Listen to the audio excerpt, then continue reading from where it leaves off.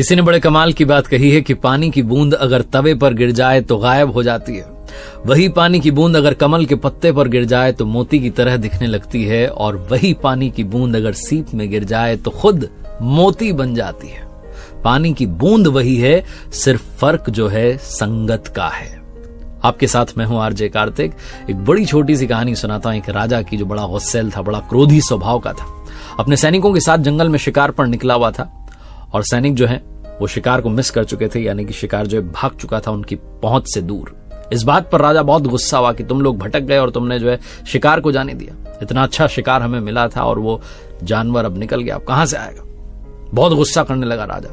इतना गुस्सा करने लगा कि सैनिकों से कहा, जाओ वापस राजमहल और ये मेरा घोड़ा भी ले जाओ, मैं पैदल पैदल आऊंगा। सैनिकों ने कहा, महाराज कहां आएंगे आप, जंगल में रास्ता भटक जाएंगे। लेकिन राजा गुस्सैल था, क्रोध में इंसान कुछ भी कह देता। उसने कहा, नहीं, मुझे चाहिए ही नहीं, मैं तुम्हारे साथ नहीं चलूंगा, इस घोड़े पर नहीं चलूंगा, इसने मेरा साथ नहीं दिया। मुझे जिधर जाना था शिकार का पीछा करने, ये उस स्पीड से नहीं दौड़ा, भेज दिया सबको वापस।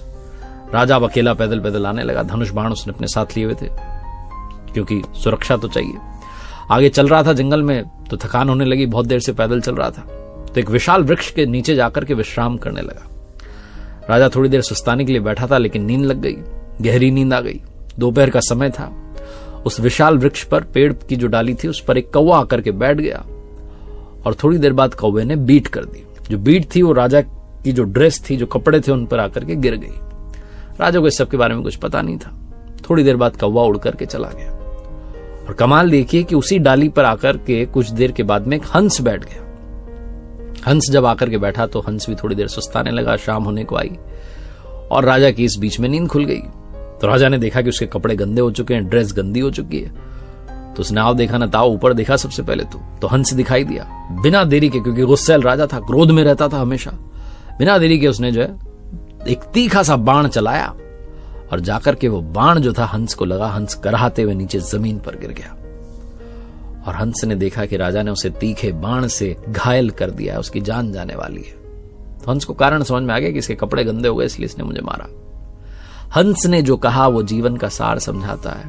हंस ने कहा, अहम काको हतो राजन, हंसा अहम निर्मला जलह, दुष्ट स्थान प्रभावेन जातो जन्म निरर्थक।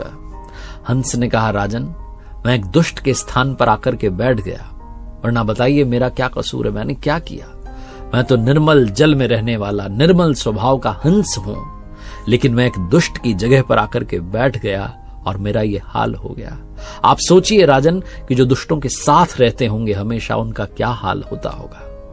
हंस के प्राण जा रहे थे, राजा क्षमा मांग रहा था, लेकिन क्या कर सकता था। हंस ने प्राण त्याग दिए और जाते जाते राजा को बड़ी बात सिखाई कि दुष्टों की संगति से बचिए। बहुत छोटी सी कहानी है, लेकिन दो बातें सिखाती है। पहली तो ये कि आपकी जो कंपनी है, जिस फ्रेंडशिप में आप रह रहे हैं, जिस सर्कल में आप उठते बैठते हैं, वो ठीक लोगों का हो, वो ऐसे लोगों का हो जो आपको आगे बढ़ने के लिए इंस्पायर करते हो, मोटिवेट करते हो, आपको लाइफ में पॉजिटिविटी का रास्ता दिखाते हो, आपकी टांग नहीं खींचते रहते हो कि तू ऐसा है वैसा है, ये कहते हो कि आप अच्छा कर सकते हैं, आप बड़े सपने देखिए, उनके लिए मेहनत कीजिए। और दूसरी बात सिखाती है, कभी भी क्रोध में आकर के एक्शन मत कीजिए। कुछ लोग जो है गुस्से में आकर के कुछ तो भी कर बैठते, मालूम चलता है हमने गलत कर दिया। तो कभी भी जब आप गुस्से में हो, कोई भी फैसला मत लीजिए, फैसला लेने से बचिए। एक बार फिर से